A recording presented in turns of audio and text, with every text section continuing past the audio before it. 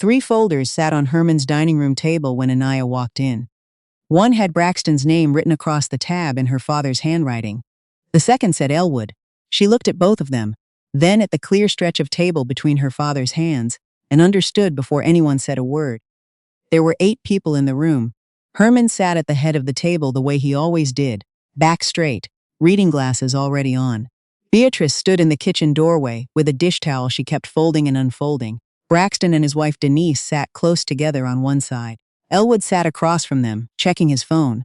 A family friend named Gerald had been invited to witness. Anaya sat at the far end, the only person without a chair to share. Herman opened the first folder. Braxton, as the oldest, would receive the family home on Millbrook Road, along with the hardware store Herman had operated for 31 years. The store sat on a corner lot 2 blocks from the house. Herman said it like he was reading a weather forecast. Steady, no inflection. Braxton nodded once and pulled the folder toward him. Denise immediately reached for the property map inside. The second folder went to Elwood, the rental duplex on Crestline Avenue, which had been generating income since Anaya was in high school, plus the enclosed trailer and a small storage unit near the highway. Elwood leaned forward. He asked whether the current tenants were on a month-to-month lease or a fixed term. Herman told him month-to-month. Elwood said that worked for him.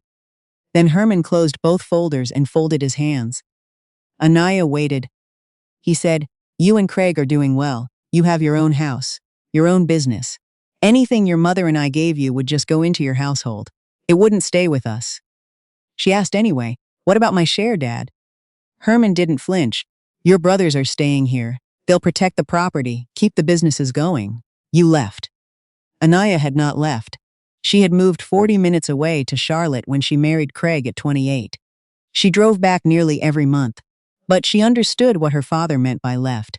It was the word families used for daughters who didn't stay inside the radius they were expected to stay in. Gerald slid a document across the table. It was a notarized acknowledgement form. It stated that Anaya had been fully informed of the property transfers to her 2 brothers, that the decision was made voluntarily by her parents, and that she would not contest it. Her name appeared exactly once, on the signature line at the bottom. She read it twice, then she picked up the pen. She signed, capped the pen, and set it down. Herman said, "Good. Now, your mother and I have been thinking about where we'd like to live going forward. We've decided we'll move in with you and Craig." Anaya looked up from the table. "I'm sorry? You live close to the hospital district. Your house has the extra bedroom. Craig works regular hours." Braxton spoke before Anaya could. "The hardware store runs 6 days a week. I can't have 2 elderly people in the house with customers coming and going." Elwood said he was about to start renovating one of the duplex units. The construction noise would be hard on them. Anaya looked at the 2 closed folders on the table. She had signed a form 30 seconds ago, confirming she had no claim to anything in either one. Now both of her brothers were explaining why it made sense for their parents to live with her. "Have you asked Craig?" she said. Beatrice said, "If you agree, why wouldn't he?" Anaya picked up her bag.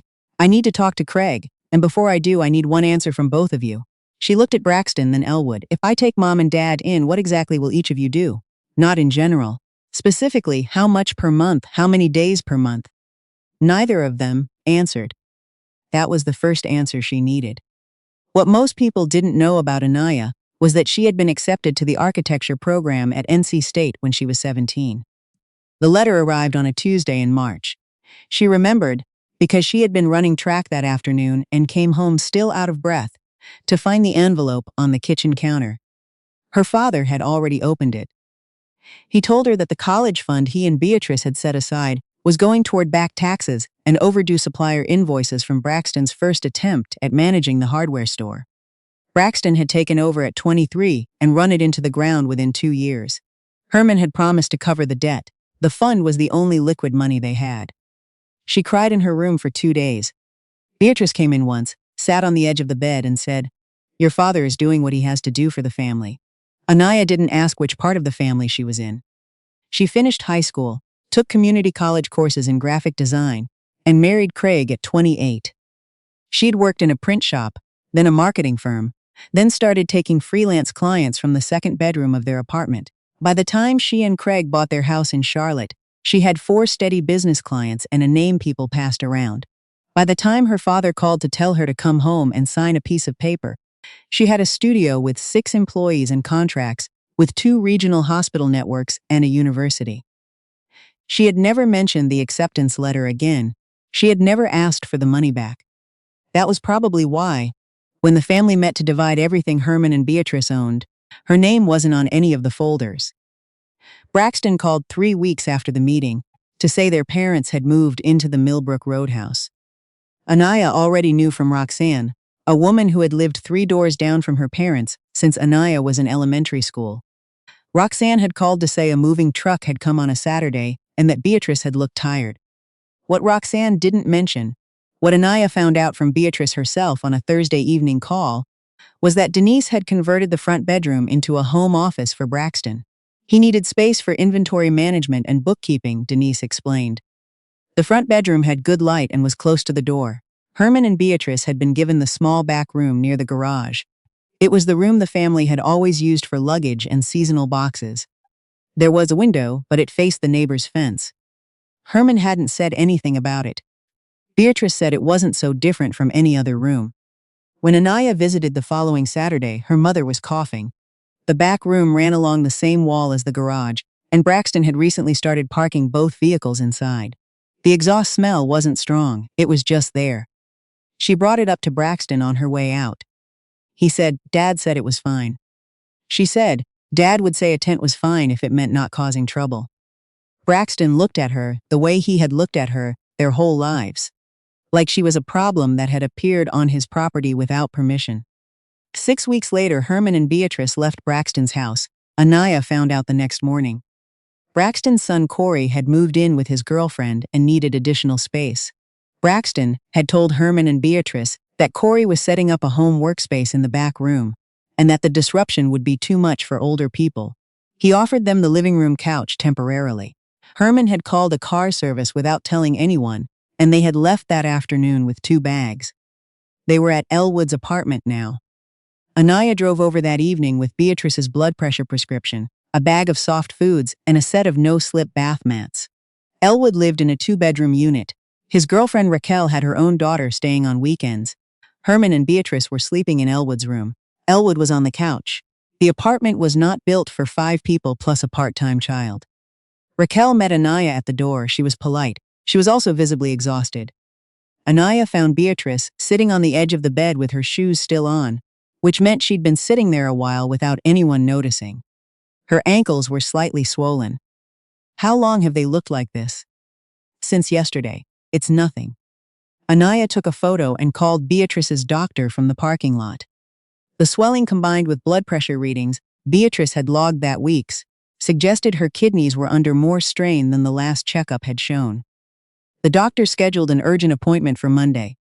That appointment led to a second one. That one led to the word dialysis. Beatrice needed dialysis 3 times a week, 4 hours per session. She needed transportation there and back, someone to stay in case her blood pressure dropped during treatment, and supervision in the hours after because the fatigue was severe. Herman could drive short distances, but sitting in a dialysis center for 4 hours 3 times a week was more than he could manage alone. Anaya was in the parking lot making notes on her phone when Elwood called. Raquel had taken Beatrice to the first session and could not do it again. She had her job, her daughter, and a household that hadn't signed up for any of this. Anaya understood. She also understood that she had been the one to make the appointment, drive their parents to the specialist, navigate the insurance questions, and sit in the waiting room while Elwood sent text from work asking for updates. She called Braxton. He said he'd try to help when deliveries slowed down. She called Elwood. He said he'd talk to Raquel. She sent a message in the group chat. "Mom's dialysis schedule is Monday, Wednesday, and Friday. Someone needs to be present for each session. I'll take Monday. Which day is each of you taking?" Neither of them replied that day. Beatrice was admitted to the hospital on a Thursday when her blood pressure spiked during treatment. The center called Herman first. Herman called Elwood. Elwood called Anaya. By the time she arrived, Braxton and Elwood were already standing in the hallway near the nursing station. Braxton handed her a packet of forms before she had put her bag down. "They keep asking for these. Handle it." "Which doctor did you speak with?" "They haven't come out yet." "How long has she been here?" Elwood said about an hour. Anaya went to the nursing station, identified herself as the patient's daughter, and asked for an update. Beatrice was stabilized and being monitored. The doctor would speak with the family within the hour. There were forms to complete and a copayment due before certain medications could be authorized. Anaya completed the forms, paid the amount due, and photographed every receipt. When she walked back to where her brothers were standing, she reached into her bag and removed 4 printed sheets. She had prepared them the previous evening, after Elwood described the dialysis incident. After an hour, on the phone, with the hospital's patient coordinator, understanding what the next 2 weeks would likely require. Braxton looked at the pages. What is that? A care schedule. Mom, just got admitted. Which is exactly why we need to decide now, before everyone goes back to what they were doing. She placed a sheet in front of each of them. Each page had 4 rows: Braxton, Elwood, Anaya, Herman, with columns for dialysis transport, hospital shifts, medication management, and monthly financial contribution. Elwood picked his up and read it. You made 4 copies. 1 for each of us. Braxton crossed his arms. We're a family. You don't need to turn this into a contract. Anaya looked at him steadily. When Dad signed the hardware store over to you, you needed the lot boundaries in the deed, the equipment inventory listed separately, and a clause about the delivery entrance. You told me everything had to be in writing so nobody could claim later that something had been agreed to when it hadn't. She paused. I need the same thing now. Braxton's jaw tightened. Elwood looked back at the sheet. She gave them time. Elwood took a pen from his jacket and signed his row. He could manage dialysis transport on Wednesdays and take 1 overnight per week, but needed to be out by 7 in the morning to make his shift. Anaya wrote the terms exactly as he stated them. Braxton said he had deliveries most mornings. He could do Friday afternoons. He signed hard enough that the impression carried through to the page below. Anaya wrote her own commitments into the remaining rows: Mondays and Thursday evenings, plus management of all prescriptions, medical paperwork, and appointment records. She filled in the financial amounts. Whatever the monthly total came to, divided equally by 4.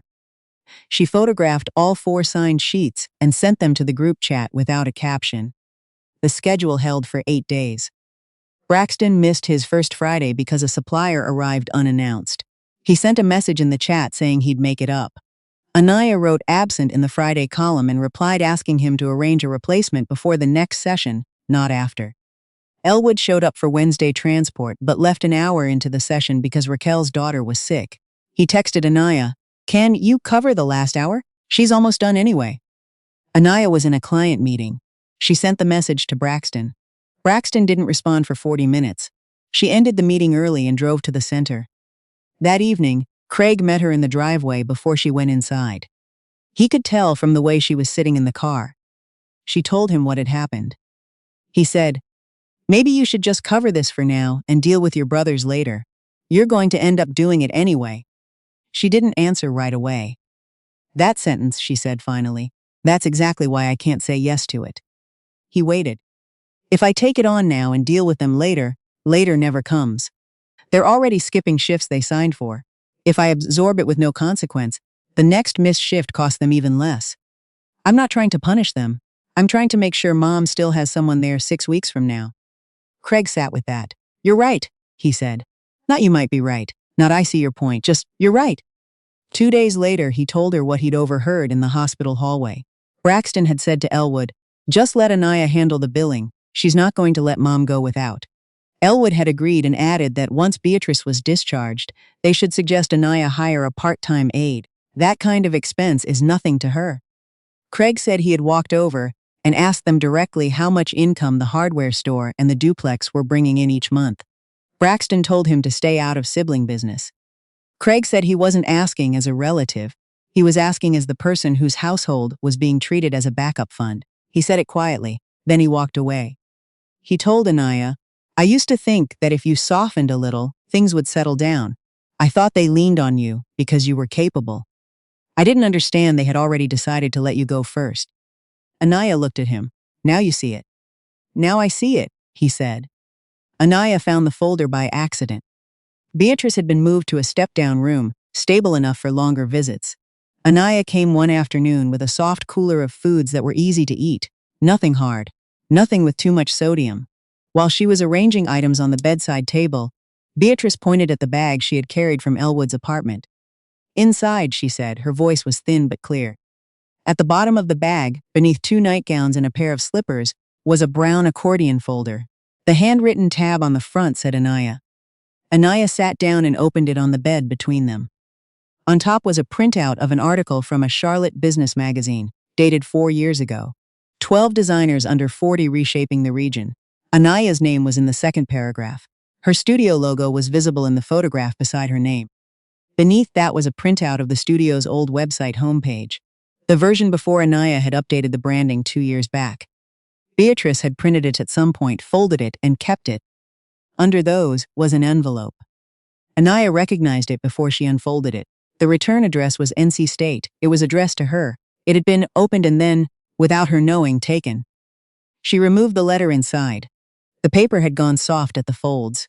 "We are pleased to offer you admission to the Bachelor of Architecture program." She sat with it a moment. "Where did you get this?" Beatrice looked at the window. "Your father was going to throw it away. He said there was no point keeping it if you couldn't go. So, you kept it." "I didn't want it to disappear, like it never happened." Anaya looked at the printouts again. A business article, the old logo, a magazine feature she hadn't even known her mother had seen. "Why didn't you say anything? Any of it? You never mentioned the studio. Never told me you'd read the article." Beatrice took a slow breath. "I didn't know how. If I said something to you, it would become something with your father. I didn't know how to be proud of you out loud without it costing something." She stopped. Then she said, plainly, that was wrong. Not surrounded by explanation, not padded with context about how hard things had been. Just that was wrong. Anaya put the letter back in the envelope, set the envelope in the folder, and closed it. She was not going to tell Beatrice it would have mattered. Though it would have. There were years when a single sentence from her mother, "I see what you're doing and it means something," would have changed how Anaya moved through entire months. But Beatrice was lying in a hospital bed with kidneys that weren't working right, and blood pressure that still wasn't stable. And the window for that conversation had mostly passed. "I heard you," Anaya said. Beatrice reached for her hand. Anaya let her take it. They stayed that way until the dinner tray arrived. Anaya found an apartment near the dialysis center, level entryway, grab bars already installed, a landlord who had no objection to caregiver access during scheduled hours. She signed a 6-month lease and transferred 1/4 of the deposit and first month's rent. She sent the landlord Braxton's and Elwood's information for their shares to be paid directly. Braxton called to ask why the landlord was contacting him instead of Anaya collecting the money and cutting a single check. She told him she was not a property manager. What their parents needed was housing, not a service she was running on their behalf. He complained. He paid. Elwood's share came in 11 days late. It was noted in the group chat. Herman adapted more than anyone expected. He kept a notebook on the kitchen counter. Beatrice's medications, the timing, the warning signs the doctor had described. Anaya came for a Tuesday visit and found him practicing the blood pressure cuff on himself, checking the reading, adjusting his grip, checking again, so he would know what a correct number felt like before he had to judge one. She didn't say anything. She sat at the kitchen table and looked over the medication log while he finished. Braxton's situation shifted over the following months in ways he hadn't anticipated. His son Corey had been working at the hardware store for 2 years and had recently had his name added to the business registration, a step Herman had encouraged to bring the next generation in. Corey was now making decisions about suppliers and hours without consulting Braxton. When Braxton raised the issue, Corey reminded him that his name was on the incorporation papers too. Braxton called Anaya one evening, frustrated, needing somewhere to put it. She listened. She didn't offer much. She didn't say what she was thinking, which was that being moved aside by someone younger who held the paperwork was a particular kind of feeling she recognized from a specific angle. Elwood's situation resolved on its own timeline. 2 long-term tenants in the duplex left in the same month. He had deferred maintenance for most of the year, and the units needed significant work before anyone could move in again. He'd taken a loan to fund the renovation and was now servicing that debt while the building sat empty. He called Anaya once and asked if she could cover his share of their parents' expenses that month, and he'd pay her back when the rent started coming in. She asked him to pull from the property income in the meantime. He said the property wasn't generating income right now. She said she knew. She didn't lend him the money. He found it somewhere else. 4 months after Beatrice came home from the hospital, Anaya's daughter walked in from school with a folder tucked under her arm. Inside was a certificate from the district's student design showcase. She had submitted a poster series on neighborhood architecture as a class project and placed first in her grade level. She set the folder on the kitchen table and went upstairs to do homework without saying much about it. Anaya opened the folder. The work was clean, the color choices were deliberate. The title typography was something a teenager had no business knowing how to handle that well. She brought it to the studio the next morning and had it framed. Simple wood frame, clear glass, matte border, and hung it near the front entrance where clients walked in. Not in a back office, not in a drawer where paper goes soft at the folds. Right by the door, at eye level, the first thing a person saw when they came through. A week later, she brought Herman to a cardiology follow-up and stopped at the studio on the way back. He walked slowly through the front space, looking at the sample boards and the work on the walls. He stopped in front of his granddaughter's certificate. He looked at it for a long time without speaking. She did this on her own. For a class project, yes. He nodded. He reached up and adjusted the frame slightly, though it was already level. "Don't ever take that down," he said. Anaya knew he wasn't talking only about the certificate. He meant something broader, something about visibility, about what should be seen, and what should not be allowed to quietly disappear into a folder at the bottom of a bag. She didn't tell him she understood. She said, "I won't." She drove him home afterward. They didn't talk much. Herman looked out the window the way people do when they are trying to reconcile the city they are seeing with the one they carry in memory. When she pulled up to the apartment, he got out slowly, then turned back before closing the door. "Your mother keeps that folder," he said, "the one with your things in it. She asks me sometimes if I've looked at it." He didn't say more. He closed the door and walked to the entrance. Anaya waited until he was inside before she pulled into traffic. She did not need him to say more than that. What her parents had given away could not be returned. The college fund, the years, the letter that should have been hers to open, none of it was coming back. But somewhere in the space between what Herman could not say and what Beatrice had already said plainly in a hospital room, Anaya had what she had actually needed. Not the property, not a formal apology that rearranged the past into something comfortable. Just an acknowledgement of what was true, said clearly enough that nobody could take it back. She had built everything she had without being handed a start. She had carried her share, not her brother's, not her parents alone, her share. And when the question came of what her daughter would be permitted to reach for, the answer was already on the wall by the front door, in the brightest spot in the room, where no one who walked in could pretend not to see it. Anaya merged onto the highway and turned the radio up. There was a full afternoon of work waiting at the studio. She was already thinking about it.